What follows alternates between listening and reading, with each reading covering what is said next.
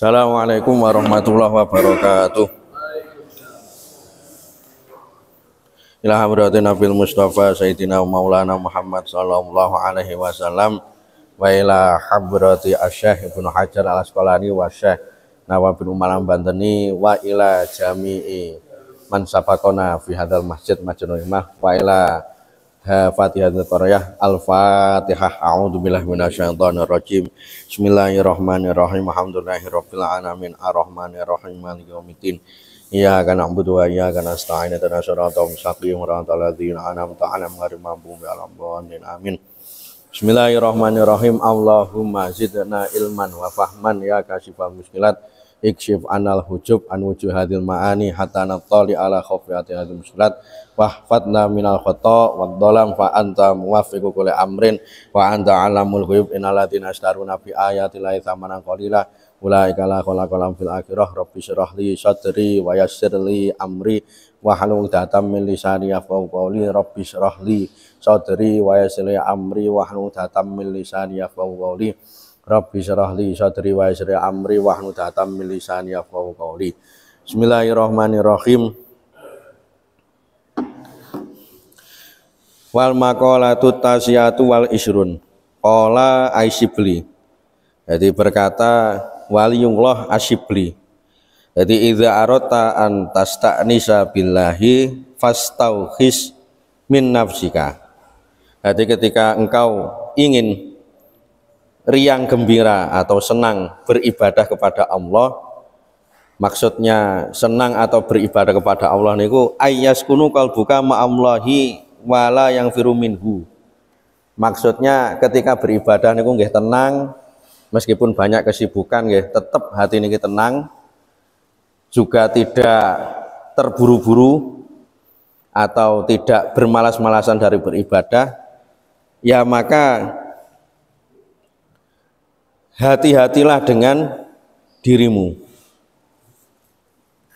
Ai faktok mawaddati nafsika, maksudnya hati-hati kita jangan melakukan hal-hal yang di situ melalaikan diri kita dari Allah atau hal-hal yang membuat kita benci dari beribadah kepada Allah. Nah niki metodenya nggih macam-macam.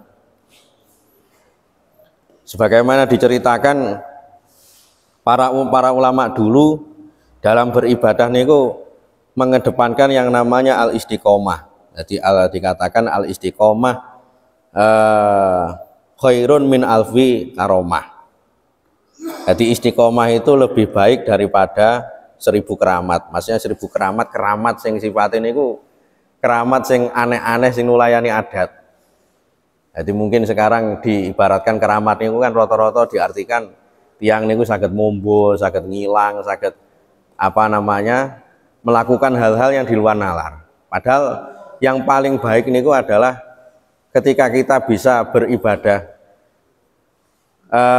dengan keadaan stabil, dengan keadaan kita niki saged dengan keadaan apapun tetap beribadah.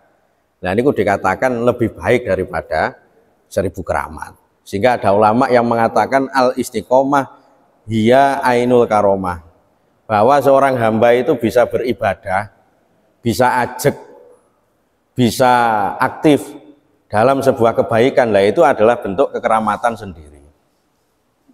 Nah sehingga untuk mengupayakan hal ini para ulama niku nggih juga biasanya memberikan doa-doa khusus. Di antaranya doa yang dibaca pada saat tahiyat akhir. Jadi pas tahiyat akhir niku kan ada bacaan wajib, yaitu tahiyat niku at-tahiyat sampai napa iku jenenge assalamu alayna wa ala ibadillahi sholihin. Kemudian ditambah syahadat dan ditambah sholawat kepada Kanjeng Nabi Muhammad beserta keluarganya. Nah di situ ada bacaan, kalau dalam kitab fikih niku dikatakan bahwa sunnah untuk membaca ya muqallibal qulub sabit qulubana ala dinik, yang artinya kurang lebih begini, bahwa hai Tuhanku sabit qulubana, jadi tetapkanlah hatiku untuk menetapi atau untuk mau menjalankan perintah-perintah agamamu. Nah ini ada apa namanya sebuah anjuran untuk mengucapkan doa ya muqallibal qulub tsabbit qulubana ala dinik. Ya mulayyinal qulub layyin qulubana ala taatik. Jadi wahai Tuhanku, gampangkanlah atau lulutkanlah hati saya yang di situ sering berontak menuruti hawa nafsu. Jadi lulutkanlah untuk mau taat kepadamu.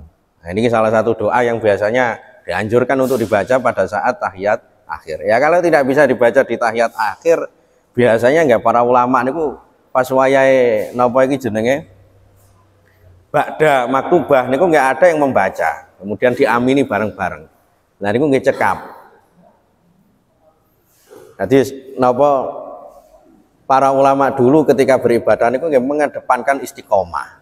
Karena yang namanya ibadah niku bisa merasakan atau seorang bisa merasakan ladzatnya sebuah ibadah niku nggih tidak dengan cepat begitu saja atau tidak sifatnya tidak simsalabim langsung enak ndak Pak. Kadang para ulama niku terketuk hatinya untuk mau bersyukur, untuk mau berbuat baik niku nggih justru karena di saat istiqomah melakukan ibadah itu menemukan sesuatu hal yang dikehendaki oleh Allah.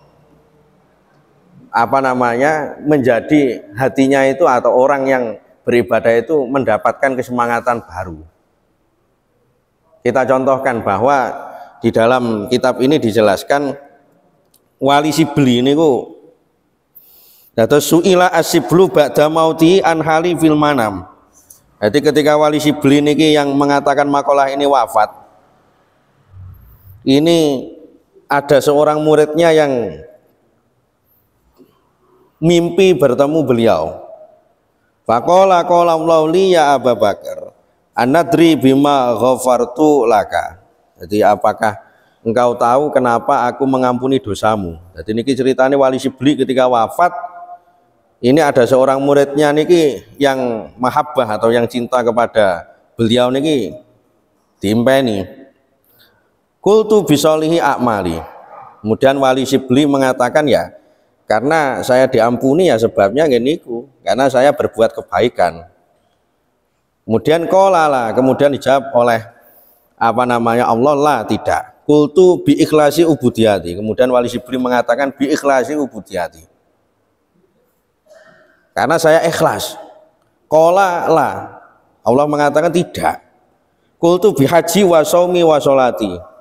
Kemudian Wali Sibli menjawab ya mungkin karena saya sering sholat, saya sering haji, saya sering puasa. Kolala, Allah mengatakan tidak. Qultu bihijrati lisolihina walitolabil ilmi. Nah kemudian Wali Sibli menjawab lagi bahwa saya diampuni dosanya ya mungkin karena saya dekat dengan orang soleh atau kemudian saya mencari ilmu. Kolala, qultu ilahi fima. Ya sudah, wahai Allah, ketika saya ini diampuni dosa dan engkau tanya panjenengan tangkleti tapi jawabannya pangga salah ya nopo sing bener niku. Akhirnya oleh Allah dijawab faqala ta'ala atadkuru hina kunta yamshi fid darbi bagdata fawajata hirratan saghiratan. Jadi ingatlah kamu ketika sampai niki bendino ngibadah. Jadi saya sih beli niku nggak aktif Pak, ibadah sholat nggak aktif, kemudian apa namanya melakukan kebaikan-kebaikan aktif, tapi hakikatnya itu yang ngertani Gusti Allah. Ternyata masuk surga itu ya karena ada momen khusus, yaitu apa? Qat'at afal burdu. Jadi suatu hari engkau pada saat berjalan menuju ibadah niki nyawang kucing sing di situ dalam keadaan kedinginan. Fa akhadta rahmatan laha. Kemudian engkau ambil kucing itu dan engkau masukkan ke dalam kantong. Dari zaman dhisik tiang ini jubahe kan gede-gede. Sae nggih gede-gede. Sampai kucing sing cilik niku saged dilebokaken. Bisa dimasukkan. Wa adkhalta fi qararin. Wa kana alaika wiqayatan laha. Lah sehingga sebabnya sampean niku welas gone apa namanya hewan tersebut, maka hal tersebut yang menjadi benteng sampean niku gak disiksa di neraka. Artinya para ulama mengatakan mengenai hal semacam ini loh, apakah lantas puasanya niki muspro, terus sholatnya niki muspro, dalam artian tidak guna, bukan. Maksudnya kita beramal dengan model amal apa saja, ibarat itu adalah membuka pintu. Nah orang ini kan hidup di dunia ini kan ibaratnya kan berusaha untuk mendapatkan apa, bisa untuk membuka pintu rahmatnya Allah Subhanahu wa taala atau membuka pintu ridhonya Allah Subhanahu wa taala. Sehingga jangan hanya masuk dalam satu pintu saja, tapi juga berusaha untuk masuk dari beberapa pintu. Nah sehingga orang niku nggak macam-macam akhirnya teng donya niku. Ada yang di situ meskipun nggih ngapunten, salat sunah nggih mboten pati ngopeni, jamaah nggih mboten pati ngopeni, tapi tiange niku nggih sregep nulung kancane, sregep ngewangi kancane. Ada orang itu memang kadang tidak terlalu bisa bersosial, tapi dalam hal beribadah dia itu sangat menjaga sekali, nggih wonten. Sehingga dikatakan oleh Syekh Zainuddin bin Abdul Aziz Al-Maribari bahwa walikulli wahidin minum turukun yahtaruhu fayakunu min daka wasilah. Di seorang niku mestinya secara syariat dalam tinjauan juga torekot niku mempunyai jalan sendiri-sendiri. Ya semuanya sepakat bahwa kewajiban itu harus dilakukan. Sholat 5 waktu, puasa bulan Ramadan, zakat bagi yang mampu itu harus ditunaikan. Tapi di luar itu ada ibadah yang namanya ibadah sunnah. Dan ini macam-macam, Pak. Enek sing amargi tiange niku nggih ngapunten istilah niku makelar kaji. Makelar kaji niku nggih orang yang biro travel niku lho, Pak. Nggih akhirnya nggih bentaun nggih kaji terus. Nggih kaji sing wajib mung setunggal, tapi sakbare niku tiba sunnah. Malah dikatakan oleh sebagian ulama ngeten. Gusti Allah niku lek pami teng donya niku wonten yang pinter dalam hal sebuah bidang. Maka untuk menepis agar jangan sampai orang itu sombong dengan keilmuannya, Allah itu akan menciptakan sebuah hal yang sebenarnya di luar nalar. Tapi biasa kita alami. Contohnya ngeten. Ngapunten iki ngapunten. Ya, saya sendiri juga mengalami. Terus banyak orang yang sarjana ekonomi sampai S2, S3 lah. Tapi nyatane sing sugih-sugih niku, Pak. Cara jenengan ngarani niku mriki ngarani niku naga. 9 naga niku. Jarang, Pak, sampai pendidikannya dhuwur niku jarang, Pak. Rata-rata nggih tamat SMP, SMA. Logikane menungso kan mestinya yang paling sugih niku kan nggih tiang-tiang sing pendidikannya jurusan ekonomi yang paling tinggi. Tapi rata-rata sing sugih sing di perusahaan niku malah wong-wong sing kadang nggak tutup pelajarannya. Contoh lagi nggih niku, ada orang alim ulama nggak ada karangan kitab, ketika membahas haji niku detailnya minta ampun. Terimane panduan haji niki kalah ado, Pak. Tapi aneh ulama tersebut mboten nate kaji, Pak. Malah makelar-makelar biro travel kadang nggih ngapunten.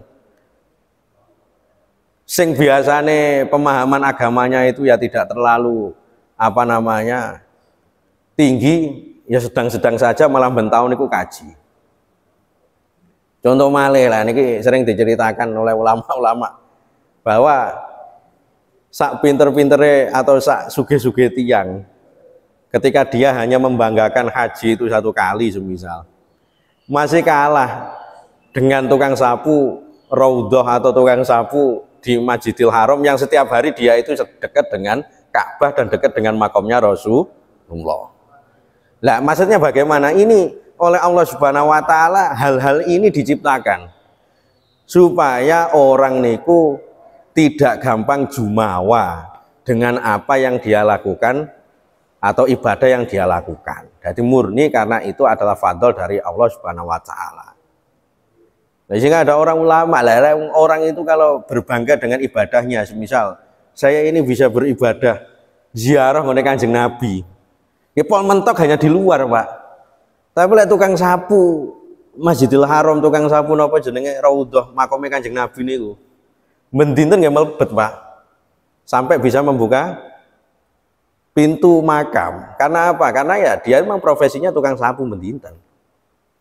Nah, sehingga ulama-ulama dahulu dalam mengungkapkan ibadahnya ini berkata, ya Allah, andaikan saya ini tidak ditakdirkan seorang pemimpin, ya seperti apa namanya Sultan Abdul Hamid nih, seorang khalifah dari Utsmaniyah. Beliau ini mengatakan bahwa andaikan saya niki boten dados atau boten dikersakaken dados pemimpin, saya lebih memilih untuk jadi tukang sapunya Raudhah. Bahkan juga dikatakan seorang pengarang kitab yaitu Abi Syuja. Nah, Abi Syuja ini pengarang kitab Takrib yang kitabnya itu hampir semua pondok pesantren atau bahkan semua apa namanya instansi pendidikan yang masih menggunakan kitab niku mesti gawe. Namanya kitab Matan Takrib atau Qorib niku. Niku selama ibadahnya Pak. Jadi beliau ini menjadi qadhi itu berpuluh-puluh tahun. Jadi menjadi qadhi, menjadi hakim. Lah, ada suatu saat beliau niki merasakan jenuh. Jenuh niku istilahnya bosen. Semosok uripe pangga koyo ngene ae. Belum lagi beliau lebih mementingkan regenerasi. Bahwa yang namanya karir itu yang paling baik itu ketika kita ini tidak hanya bisa berkarir sampai sukses, tapi juga kita bisa menyediakan atau mungkin kita ini membantu orang yang di situ belum sukses itu bisa meneruskan kesuksesan kita. Ini kucing diturut. Akhirnya beliau ini memilih menepi. Yang asalnya beliau itu seorang hakim, seorang apa namanya qadhi, istilah Arabnya qadhi, hakim. Dengan kemewahan itu beliau akhirnya menepi karena memang sudah saatnya. Jadi pada saat umur 60 tahun beliau ini menepi, akhirnya nyepi teng Masjidil Haram niku dados tukang sapu. Nah, hal itu kalau di luar negeri itu masih ada sampai sekarang, bahwa mereka-mereka yang di puncak kesuksesan itu mesti mereka-mereka itu suatu saat akan memilih jalan menyepi hanya kepada beribadah kepada Allah Subhanahu wa taala. Ini membuktikan bahwa ketika seorang niku pingin nyaman beribadah kepada Allah, pada akhirnya dia itu akan melakukan sesuatu hal yang membuat dia itu berpaling dari Allah. Artinya dia itu akan menghindari suatu hal yang memalingkan diri dia dari Allah Subhanahu wa taala.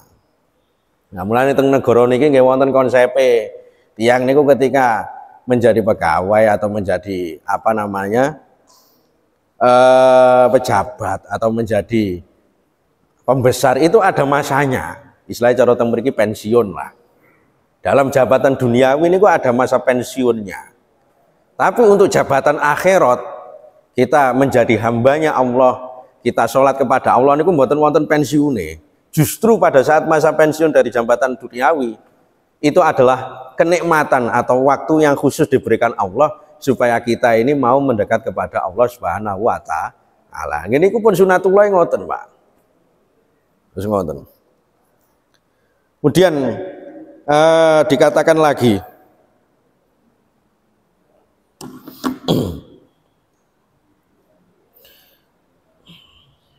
wal maqalatu hadiyatu wal isruna an Ali radhiyallahu anhu wa karrama wajah kun indallahi khairon nas.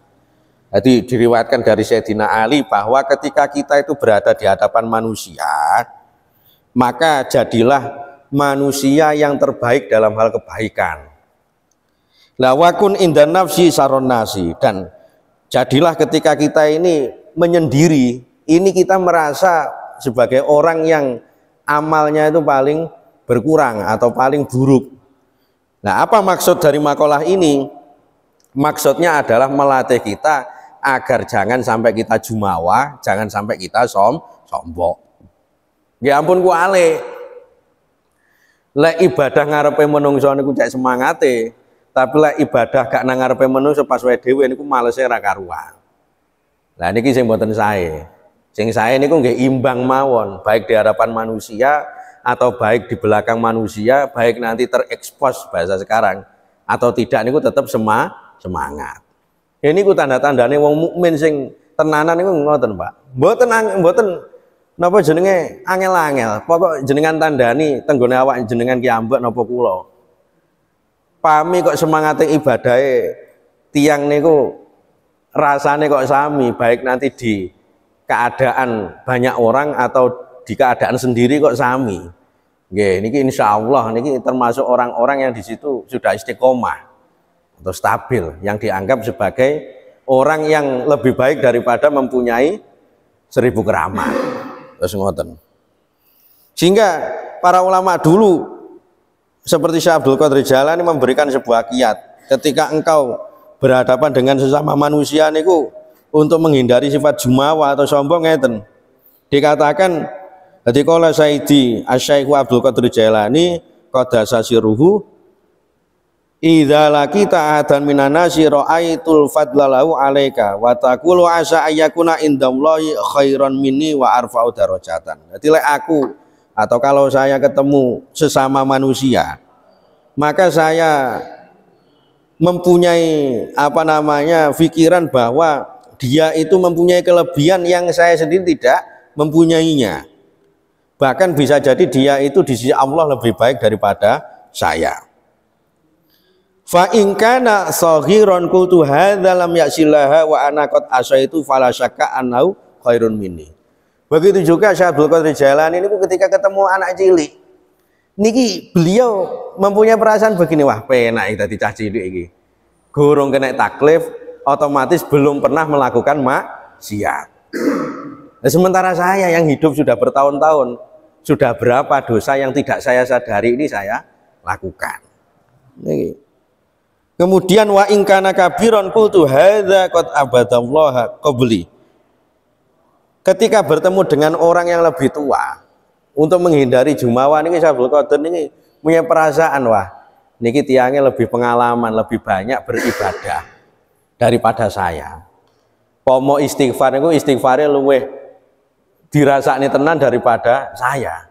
Nah, soalnya tiang niku lek iso sepuh kan istighfare kan nggih luwih kraos Pak, atau lebih terasa. Karena apa? Karena di sisa waktu itu kadang orang itu pemikirannya ini lebih cenderung lebih suka keinginan-keinginan sifatnya ini kok realistis ya, itu apa? Wis tua ini wis gak usah aneh-aneh. Penting dunia akhiratnya selamat, penting anak iki manut, penting anaknya dadi wong apik kan ngoten. Sementara kalau jadi orang muda niku ya keinginannya aneh-aneh Pak. Jadi pengin apa jenenge dolan neng supermarket, dipengin dolan neng mriko tempat wisata nggih ngoten. Macam-macam. Sehingga menurut pandangan Syekh Abdul Qadir bahwa ketika menghadapi orang yang lebih tua, yakinilah dia itu ketika beribadah itu diyakini lebih dekat daripada saya. Harus ngoten. Kemudian dikatakan lagi ketika menghadapi orang kafir sekalipun, Syekh Abdul Qadir ini mempunyai perasaan begini. Jadi wa in kana kafiron qultu la adri asa ayuslima fayuhtamu lahu bi khairil amal wa asa an akfura fayuhtamu li bisul amal. Jadi Syekh Abdul Qadir tidak pernah meremehkan. Jadi beliau ini malah punya perasaan begini. Wah ini tiang kafir hari ini lek sesuk bisa jadi dia itu sudah Islam. Sementara saya yang hari ini Islam, siapa tahu besok malah mendapatkan su'ul khotimah. Sehingga dengan pemikiran semacam ini beliau mboten nate ngremehne. Lah saniki kan kuwale, Pak. Kadang niku nggih sekarang ya karena memang zamannya zaman fitnah, kadang mereka-mereka yang punya kelebihan justru ditonjolkan. Nah, sehingga ulama-ulama dulu niku nggih ngoten.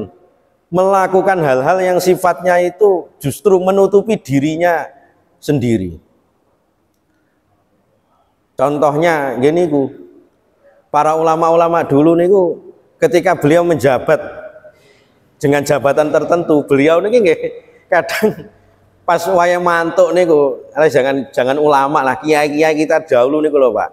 Kadang sing dados PNS, kadang sing dados pejabat. Tapi balik-balik niku nggih ning omah nggih buka dodolan, buka nopo? Istilahnya kadang teng sabin, cara teng griyane enggak ada sabin niku. Loh, karena apa? Karena mereka ingin menepis. Jangan sampai dengan jabatan saya ini adalah orang yang terbaik. Saya ini nggih umume kaya menungso niki nggih dodolan nggih. Napa iki jenenge srawung kalih kanca nggih. Teng sabin.